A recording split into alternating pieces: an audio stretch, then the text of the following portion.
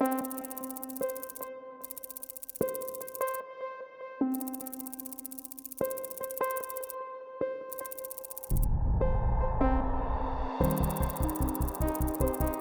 fact, tomorrow, I don't even like to say it because I'll be arrested. Well, let's not say it. We need to go. I'll say it. All right. We need to go in to the Capitol. So on the 6th, we saw all of these different wings of the right. QAnon adherents, Christian dominionists, MAGA people, like normal, like just hardcore supporters of the president. And we saw out and out neo-Nazis getting closer and closer wound together over their mutual desire to overthrow the elected government, which they all see as illegitimate. They all want to do violence to their political enemies. You can see shades of it within Rush Limbaugh. There cannot be a peaceful coexistence of two completely different theories of life, theories of government, theories of how we manage our affairs. Tucker Carlson. We allowed BLM and Antifa to destroy our country in George Floyd's name.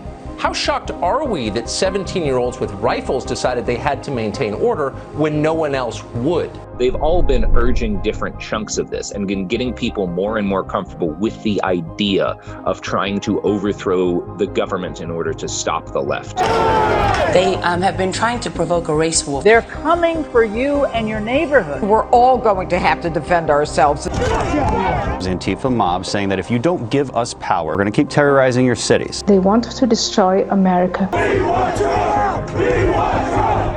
We want Trump! It took a village to make this happen.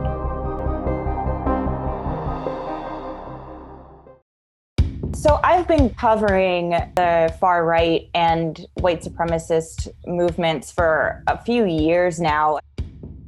Since the beginning of the pandemic, I noticed this immediate sort of gathering in online spaces of people who were very against government shutdowns, calling these actions tyranny and organizing themselves into various groups. The so-called Wolverine Watchmen were furious over coronavirus shutdowns. The group calls itself Women for America. Organizers call for a full reopening. A new group called Save Our Country, which is all about lobbying for a quick opening of the economy.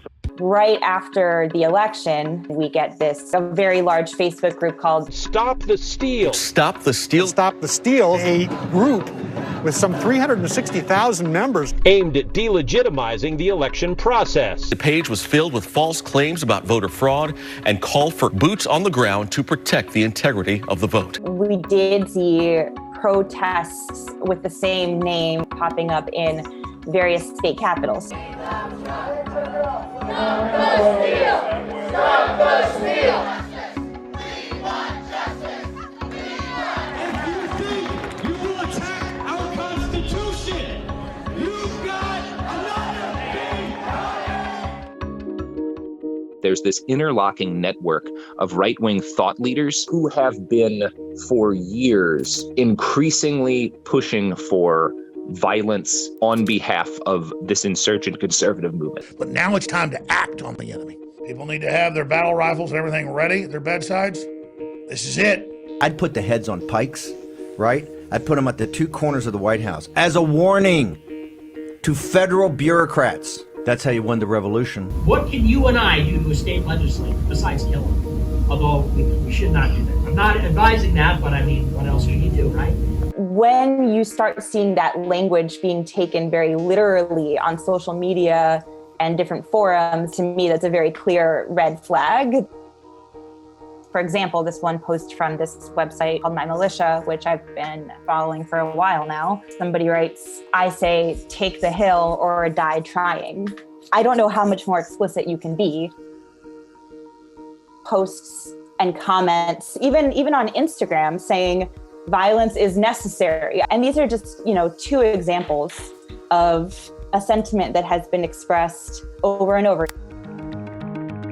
No one has any excuse to be surprised by what happened on the 6th. It was signposted in places like Salem.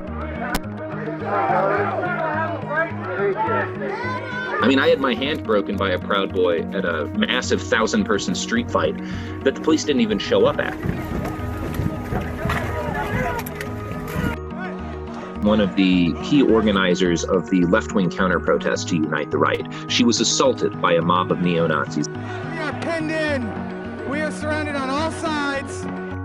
One of the people in that mob who assaulted her, he's a popular white nationalist live streamer. We're standing up for our rights. We're proud to be white. He was present at the Capitol on the 6th, inciting people to storm the Capitol. Dude, we're in the Capitol right now.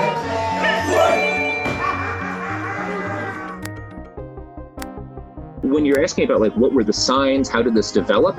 It developed exactly the way that anti-fascist activists have been warning it has been for years. These people are drawing a movement to them and inciting violence around the country, and eventually it will burst in some way that's too big to ignore.